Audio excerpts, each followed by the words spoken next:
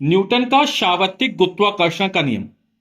और इस नियम के अनुसार ब्रह्मांड में स्थित प्रत्येक पिंड हर दूसरे पिंड को अपनी ओर आकर्षित करता है। यह लगने वाला आकर्षण बल इन पिंडों के द्रव्यमानों के गुणनफल के अनुपाती और बीच की दूरी के वर्ग के व्युत्क्रमानुपाती होता है। तो ये दो पिंड हैं या दो कण हैं।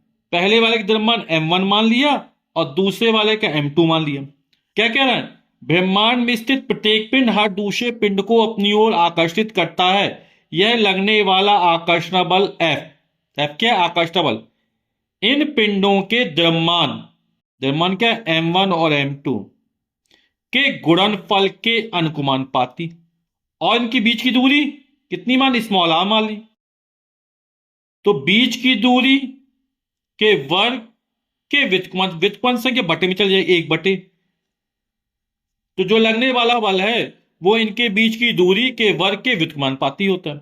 इन दोनों को मिला दो तो क्या हो जाएगा? F is proportional to m1 m2 ऊपर है तो m1 m2 upon r square हो जाएगा। अनुपाती निशान हटेगा, बराबर लगेगा, एक नियतांक आएगा। यहां जो नियतांक कैपिटल जी आया और इसको बोलते हैं सार्वत्रिक गुरुत्वाकर्षण नियतांक। क्या कहलाता है? न्यूटन का सार्वत्रिक गुरुत्वाकर्षण का नियतांक। m1 m2 upon r square सूत्र हो जाएंगे। तो हमें सूत्र मिल गया F बराबर जी m1 m2 upon r square. Capital G का जो मान होता है वो होता है 6.67 गुणे 10 की घाते -11। और मात्रा क्या हो जाएगा?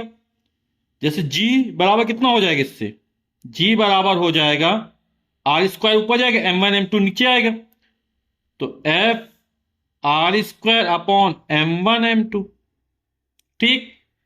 तो F बल का मात्रक न्यूटन, दूरी r मीटर, वर्ग चढ़ा दिया, बटे द्रव्यमान का मात्रक किलोग्राम।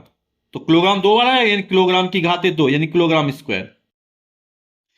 तो कैपिटल जी का मान हो 6.67 गुणे 10 की घाते -11 न्यूटन मीटर स्क्वायर प्रति किलोग्राम स्क्वायर।